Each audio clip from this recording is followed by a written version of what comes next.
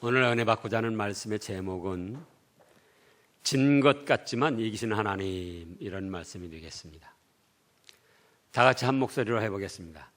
제목, 진 것 같지만 이기시는 하나님. 오늘 본문 말씀의 역사적 배경은 지금으로부터는 약 3,000년 전입니다. 아직 이스라엘의 왕이 세워지기 전 사사들이 이제 이스라엘을 다스리고 인도할 때 중간 시대였습니다. 그때 블레셋이 이스라엘을 침략했습니다. 지금으로 말하면 팔레스타인을 말하는데요. 팔레스타인이 이스라엘을 침략했어요. 그러니까 왕도 없고 사사도 없고 어떤 공백기였기 때문에 이스라엘의 어떤 국가 조직이나 전열이 가다듬어지지 않은 때였습니다. 그래가지고 이스라엘이 쳐들어오니까 어떻게 됐습니까? 이스라엘의 대패를 했습니다. 4장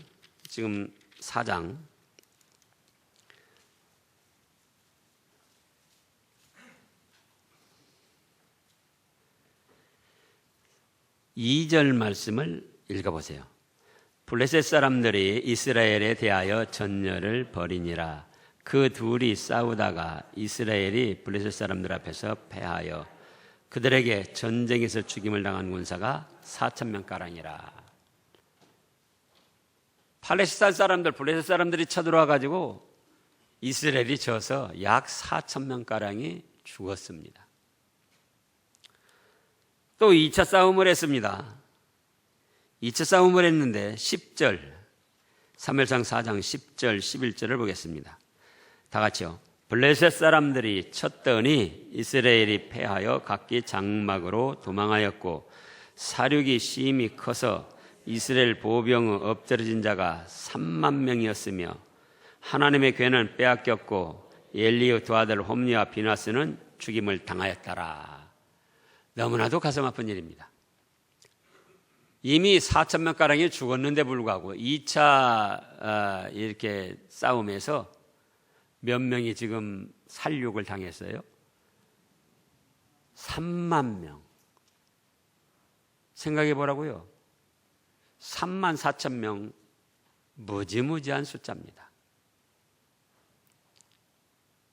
그리고 이스라엘 백성들이 그렇게 자랑스럽고 존귀하게 여기던 하나님의 언약궤, 법궤라고도 하고 증거궤라고도 하는데 그 속에는 십계명 두 돌판과 아론 제사장의 쌍난 지팡이와 또 광야 생활에서 하늘에서 내려줬던 만나 항아리가 들어있었습니다. 하나님의 임재와 역사를 뜻하는데 그 언약궤를 빼앗겼습니다. 그리고 당시 제사장 엘리의 아들 홈리와 비나스가 죽임을 당했어요. 그러니까 이스라엘은 완패를 한 것이고 잡신 미신을 섬기는 블레셋 사람들은 완승, 대승리를 거둔 겁니다. 그래서 오늘 5장 1절에 보면 블레셋 사람들이 하나님의 궤를 빼앗아 가지고 에베네셀로부터 아스돗에 이르니 블레셋 사람들이 하나님의 궤를 가지고 다고노 신전에 들어다가 이제 거기 다고노 곁에 둔 거예요. 우리의 다곤신이 이렇게 위대하고 능력이 있어서 이스라엘 족속들을 이기게 하고 이스라엘에 섬기는 하나님의 신 여호와를 이겼습니다. 그래서 이 승전 제물을 바칩니다 하고 자기들 다곤 신전에다가 하나님의 언약궤를 바쳤던 거예요. 그러니까 이건 그냥 이 일어난 현상만 보면은 이스라엘 백성은 아무것도 아닌 연약한 존재들이 됐고 하나님까지도 잡신 다곤에게 굴복당하고 질 수밖에 없는, 그래서 하나님은 연약하고 무능한 그런 신이 되어버렸던 겁니다. 그러면 여기서 끝났는가? 그것이 아닙니다. 사람들이 볼 때는 이렇게 블레셋 사람들이 이기고 다곤신이 이기고 이스라엘 백성과 하나님은 진 것 같이 되었지만은 이제 하나님께서 스스로 역사를 하시는데, 첫째로 어떻게 역사를 하시는가? 다곤신상이 자기 앞에, 언약궤 앞에 거꾸러지게 하셨습니다. 자, 3절 말씀을 보면은 아스돗 사람들이 이튿날 일찍 일어나 본즉 다곤이 여호와의 궤 앞에 엎드러져 그 얼굴이 땅에 닿았는지라. 그들이 다곤을 일으켜 다시 그 자리에 세웠더니 자기들 신을 높이면서 이제 그 승전물로 하나님의 언약궤를 다곤신 앞에 갖다 놨는데, 신상 앞에 갖다 놨는데 궁금했어요. 하룻밤을 자고 나서 어떻게 됐을까? 근데 웬걸요? 그 육중하고 무거운 다곤 신상이 하나님의 언약궤 앞에 코를 박고 엎드러져 있어요. 아니, 이게 무슨 일이야? 깜짝 놀라가지고 사람들을 동원해서 다곤 신상을 다시 세워놨습니다. 신전 아니기 때문에 바람의 영향을 받지 않습니다. 또 지진이 일어난 것도 아닙니다. 그런가 하면은 무게가 가벼워서 중심을 잃고 그냥 쓰러진 것도 아닙니다. 어떤 사람들이 넘어뜨린 것도 아닙니다. 그런 흔적이 없는데 다곤 신상이 하나님의 언약궤 앞에 코를 박고 거꾸러져 있는 거예요. 그래서 깜짝 놀라서 다시 제자리에 세웠습니다. 이튿날 또 궁금했어요. 그래서 일찍 일어나서 다곤 신전으로 달려가 왔습니다. 그런데 웬걸요?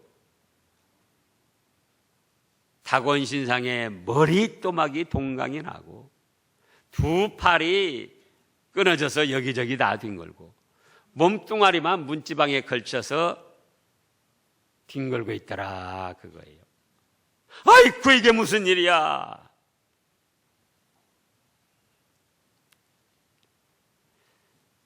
이스라엘 민족 34,000명이 죽고 하나님의 언약궤를 빼앗기고 제사장의 아들 홈리와 비나스가 죽는 대패를 당했는데, 하나님도 잡신 다곤 신에게 꼼짝 못하고 굴복당하고 졌다고 볼 수밖에 없는 그런 일을 당했는데, 이제 하나님께서 스스로 역사를 하십니다. 그래서 첫째는 다곤 신상이 자기 앞에 거꾸러지게 하고 여호와 궤 앞에, 두 번째는 뭡니까? 그 다곤 신상이 여호와 궤 앞에 박살이 나게 하셨습니다.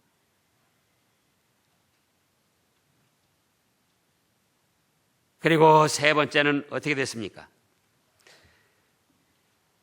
이제 6절 말씀부터 보면 여호와의 손이 아스돗 사람에게 엄중히 더하사 독한 종기의 재앙으로 아스돗과 그 지역을 쳐서 망하게 하니, 이제는 신상이 아니고 아스돗에 있는 모든 사람들에게 악한 종기가 발하게 하고 사망의 재앙을 내리셨습니다. 그러니까 막 사람마다 그 부스럼이 나고 발갛게 부어오르고 속에서는 고름이 나면서 썩어가고, 그러면서 이제 심한 사람은 죽어가고 성한 사람이 없는 거예요. 그러니까 그때서야 이 사람들이 깨닫습니다. 자, 7절에 보면 아스돗 사람들이 이를 보고 이르되 뭐라고 합니까? 다 같이요. 이스라엘의 신의 궤를 우리와 함께 잊지 못하게 할지라 그의 손이 우리와 우리 신 다곤을 친다 하고. 자기들도 궁금하게 생각했었어요. 아니, 바람도 안 불고 다곤 신상도 육중한데 왜 거꾸로져 있을까?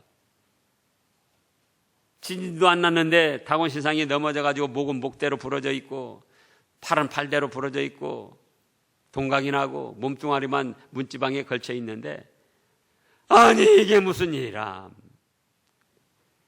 그때까지 깨닫지를 못했는데 이제는 하나님의 손이 엄중히 징벌을 내리셔서 아스도에 있는 모든 사람들이 막 종기가 나기 시작하는 거예요. 악한 종기. 아프고 막 잠도 못 자고 쑤셔가지고 그러면서 또 고름이 나오고 그러면서 썩어가고 그러다가 심한 경우 죽어가고. 그때서야 이 사람들이 무엇 때문인가를 알았어요. 무엇 때문이죠? 이 하나님의 언약궤를 우리가 빼앗아왔다고 자랑하고 우리 신상 앞에 갖다 승전 제물로 바친 거, 이것 때문에 하나님이 진노하셔가지고 우리를 치고 우리 신 다곤을 치는구나. 우리가 하나님의 언약궤를 모시고 있어서는 안 되겠다. 그래서 어디로 보냅니까? 가드라는 곳으로 보냅니다. 8절에 보면 가드라는 곳에 갔는데 가드 사람들이 그동안은 멀쩡했었습니다. 근데 하나님의 언약궤가 온 그때부터 또 가드 사람들에게도 독종이 발하고 막 죽어가고 잠을 못 자게 막 쑤시고 고통을 당하는 거예요. 그래서 가드 사람들은 빨리 깨달았어요. 왜? 아스돗에서 그런 일이 있어가지고 온 것이기 때문에 이거 하나님의 언약궤를 우리가 또 이렇게 우리 지역에 있어서 그렇구나. 그렇다면 시간을 지체할 수 없지. 빨리 다른 데로 보내자. 그래서 이제 어디로 보냈습니까? 에그론이라는 곳으로 보냈습니다. 에그론. 10절에 보면 10절 다 같이 읽어보시자고요. 이에 그들이 하나님의 궤를 에그론으로 보내니라. 하나님의 궤가 에그론에 이른즉 에그론 사람이 부르짖어 이르되 그들이 이스라엘 신의 궤를 우리에게로 가져다가 우리와 우리 백성을 죽이려 한다. 그리고 11절에 이에 사람을 보내어 블레셋 모든 방백을 모으고 이르되 이스라엘의 신의 궤를 보내어 그 있던 곳으로 돌아가게 하고 우리와 우리 백성이 죽임을 당함을 면하자 하니 이는 온 성읍이 사망의 환난을 당함이라. 거기서 하나님의 손이 엄중하심으로 12절 같이요. 죽지 아니한 사람들은 독한 종기로 치심을 당해 성읍의 부르짖음이 하늘에 사무쳤더라. 에그론에 있는 사람들 중에 많은 사람들이 또 사망을 당한 거예요. 죽음을 당한 거예요. 그리고는 죽지 않고 살아있는 사람들은 어째요? 독한 종기로 막 붉게 일어나면서 썩어 들어가고 고름이 나오고 벼가 쑤시고 잠을 못 자고 그래가지고는 어찌하면 좋을까 어찌하면 좋을까 그 부르짖음이 하늘에 사무쳤다 그거예요. 그래서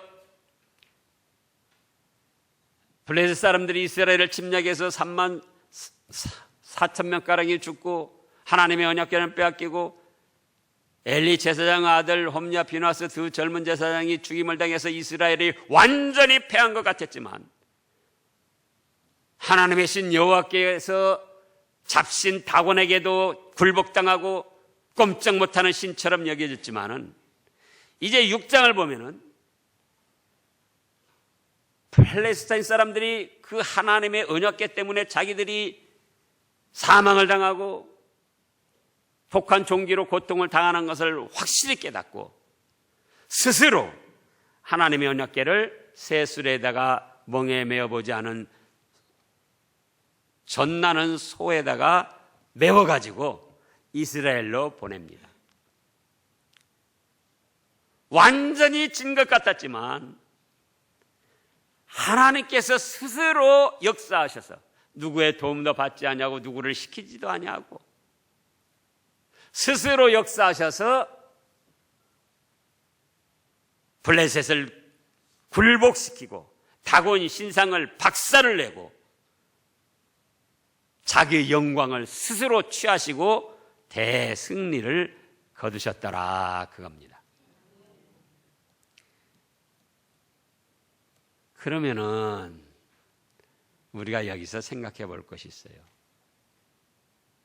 하나님이 뜻만 가지고도 다곤 신상을 박살내고 아스돗, 가드, 에그론 모든 사람을 죽이기도 하고 악한 종기로 고통을 당하게 하신 하나님이 처음에 블레셋 사람이 이스라엘을 쳐들어와서 4,000명가량이 죽었을 때 그때에 블레셋 사람들을 죽일 수가 없었을까? 그거예요. 어차피 결과적으로 이렇게 승리하시고 영광을 취하실 하나님이 왜 복잡한 과정을 통해서 이스라엘 백성들이 어려움을 당하게 하시면서 또 팔레스타인 사람들은 승리를 거두고 기고만장하게 하시고 그런 다음에 이렇게 징벌을 하셨느냐 그거. 아예 처음부터 팔레스타인 사람들이 쳐들어왔을 때 그때 그냥 하나님의 뜻으로 징벌을 해서 사망하게 했다라면은 이스라엘 백성들은 한 사람도 상하지 않고 하나님의 언약궤도 빼앗기지 않아서 하나님의 영광에 욕이 되지도 않고 잘 됐을 텐데 어째서 이렇게 하셨느냐 그거예요. 왜 이렇게 하셨느냐? 진 것처럼 하는 것도 하나님께서 이 세상을 경영하시는 방법 중에 하나입니다. 그걸 깨닫게 하신 거예요. 진 것처럼 되었어도 그것도 뭐라고요? 하나님께서 이 세상을 경영하시는 방법 중에 하나라 그거예요. 오늘날도 하나님은 여전히 똑같이 역사를 하십니다. 우리 믿음의 사람들이 때로는 불신자에게, 미신 섬기는 사람에게, 악한 사람들에게 당하기도 하고 손해를 보기도 하고 어려움을 당하기도 합니다. 때로는 세상에 유행하는 여러 가지 질병에 고통을 당하기도 합니다. 불행한 사건 사고에 휘말려서 아이고 이제는 끝났구나, 내가 졌구나, 낙심하고 상실해서 주저앉게도 됩니다. 그런데 그것도 하나님이 없어서가 아니고 하나님이 함께 하시지 않아서가 아니라 하나님께서 인간 세상을 다스리시는 방편, 또 우리를 양육하시는 하나의 방편으로 그렇게 역사를 하시더라 그거예요. 그런 예는 수없이 많습니다. 자, 요셉이가 누굽니까? 야곱의 12 아들 중에 11번째 아들입니다. 그런데 그가 어떻게 됐죠? 나중에 애굽의 총리 대신이 돼서 애굽뿐만 아니라 그 근동의 모든 사람들을 흉년에서 구원해내고 살려냈습니다. 그런데 애굽의 총리 대신으로 돼서 그렇게 영육간의 생명을 살려낼 중차대한 사명을 맡기실 바엔 처음부터 형들에게도 좀 사랑을 받게 하고 누명도 안 쓰고 감옥에도 안 가게 하고 그렇게 하셨을 수는 또 없었을까 그겁니다. 예? 그렇게 하실 수 있습니까? 없습니까? 있어요. 그런데 그렇게 하지 않으셨어요. 어려서부터 형들에게 미움당하고 압박을 당하고 따돌림을 당하게 하고 그러다가 마침내는 죽임을 당하게 하고 그런데 죽일 수는 없다 그래가지고는 종으로 팔아먹었습니다. 그때 요셉의 입장이라면 여러분들이 한번 그 입장에 서보라고요. 얼마나 기가 막히고 황당하고 낙심하고 그야말로 자살을 생각할 수밖에 없는 그런 안타까운 처지냐 그거예요. 다른 사람들도 아니고 자기 형들이 자기를 죽이려고 하고 지금 종으로 팔아먹는 거예요.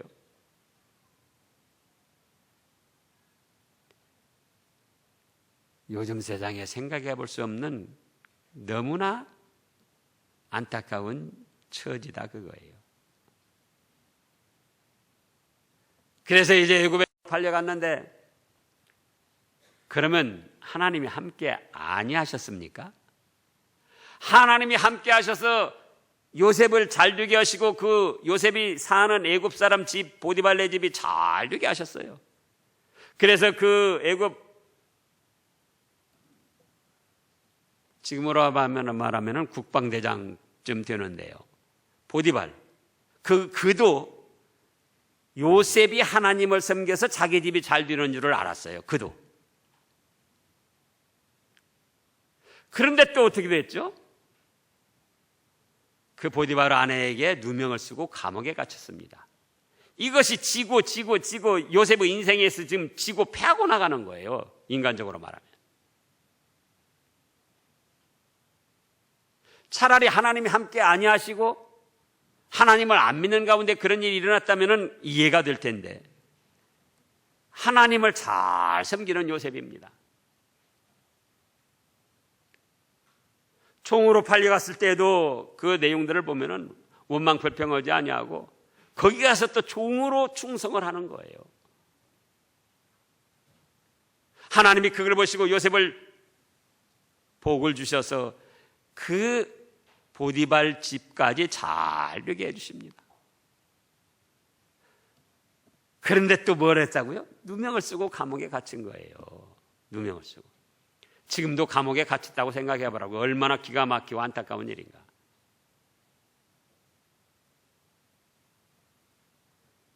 그런데 결과적으로 누가 이겼는가? 누가 이겼는가? 처음에 이긴 것 같은 형들, 인간의 감정으로 형들이라는 그 육신적인 지위로 요셉을 미워하고 따돌리고 팔아먹기까지 했지만 그들이 이긴 것처럼 된 거예요. 그때는. 그러잖아요. 그러나 결과는 누가 이겼는가? 누가 이겼죠? 요셉이 이기도록, 요셉을 애굽 총리 대신으로 삼아서 요셉이 이기도록 하나님이 역사를 하셨습니다.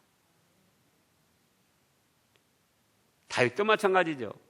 다니엘도 마찬가지죠.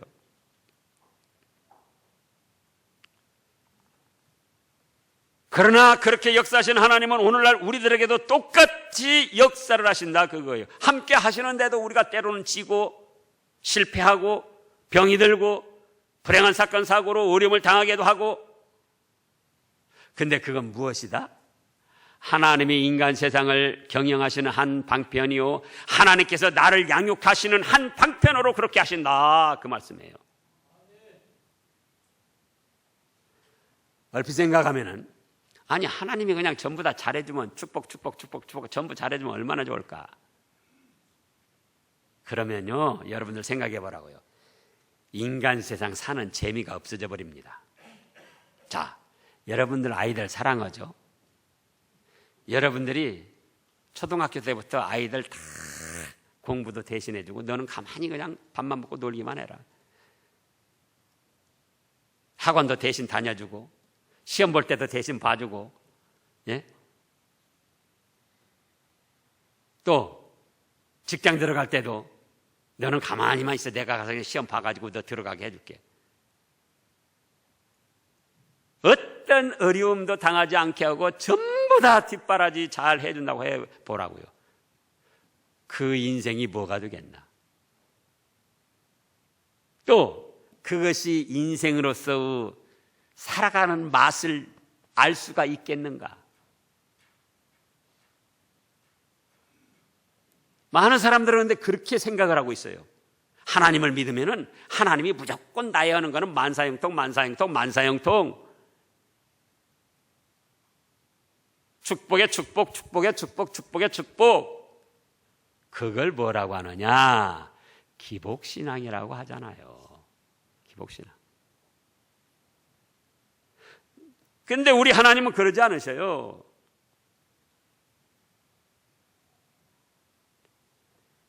자, 우리 예수님께서도 졌습니다.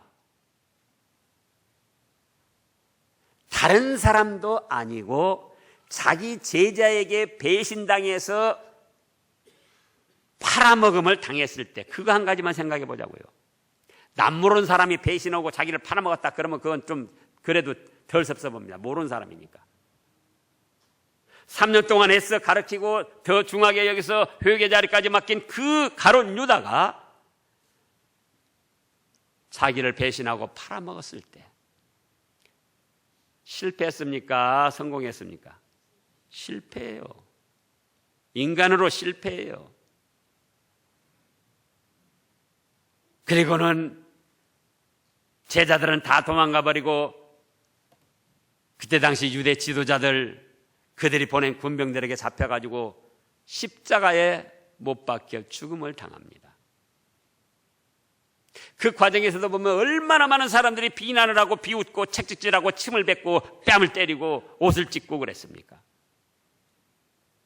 인간으로서 완전히 실패고 완전히 져버린 겁니다.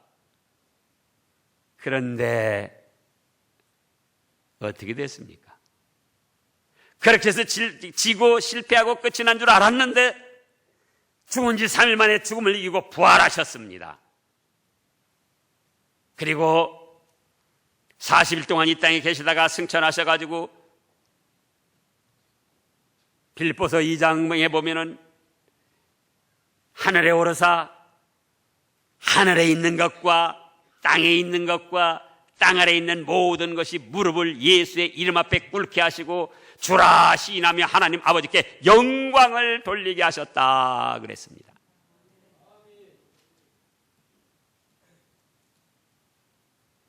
하나님은 이렇게 역사하시는 하나님이에요.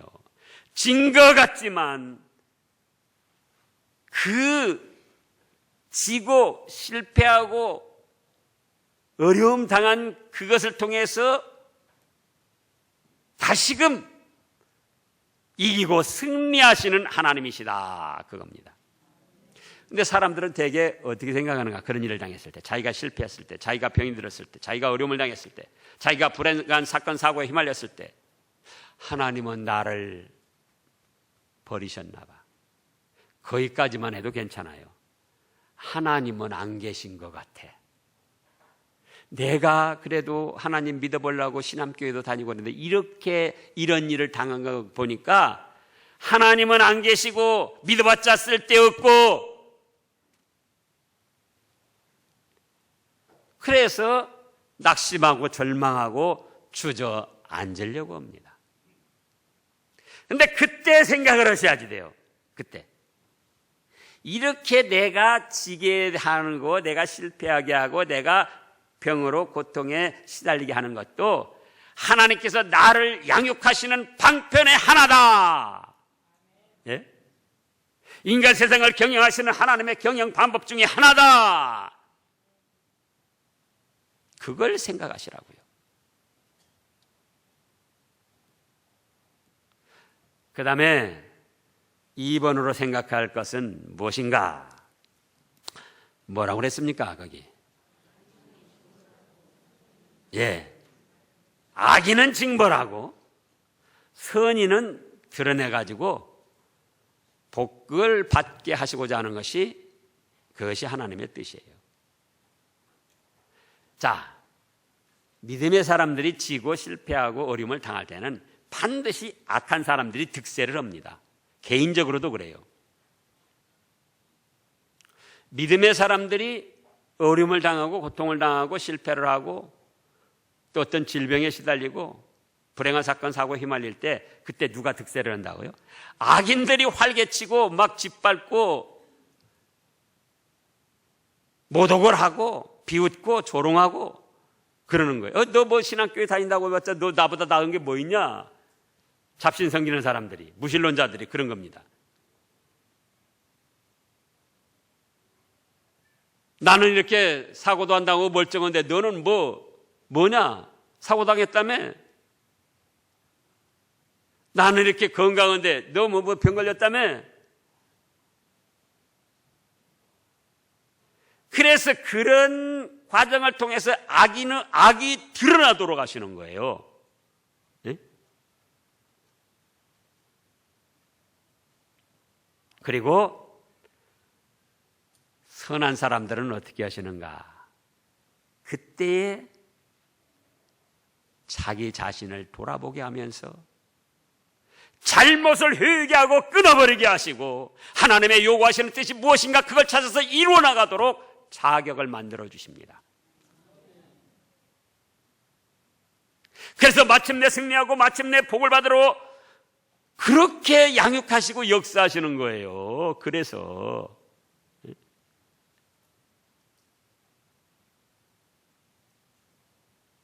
근데 그것도 모르고 어려운 일 당하면은 하나님이 내 기도는 안 들어주신다.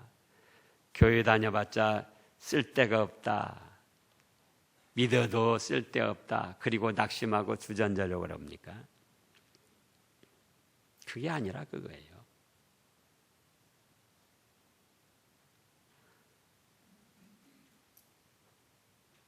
진 것처럼 여겨지게 그런 일을 당하는 것도 무엇이다?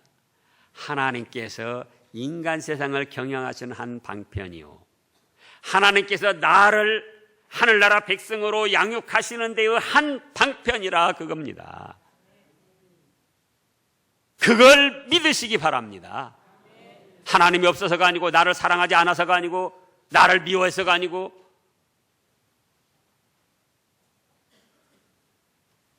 이미 또 말씀하셨어요. 신명기 8장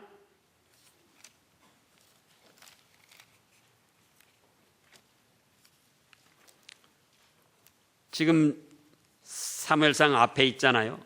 신명기 8장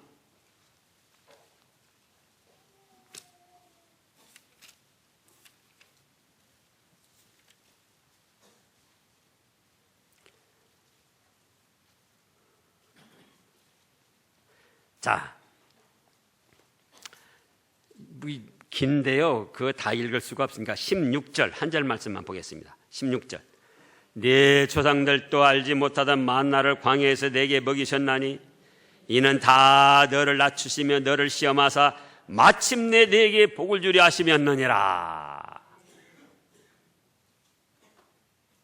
시험하고 낮추셔가지고 그 과정을 통해서 잘못한 걸 회개케 하고 하나님의 요구하시는 뜻이 무엇인가 이루어드리게 하고 그러면서 하나님이 복 주실 자격을 만들도록 해가지고 마침내 복을 주시려고 때로는 지게도 하시고 하나님 자신까지도 진 것처럼 하시기도 하시더라 그거예요. 그러나 진 것 같으나 어쨌다고요? 이기시는 하나님, 패한 것 같지만 승리케 하시는 하나님. 그러면은 우리 자신이 현실 생활에서 어떤 자리에 처했습니까?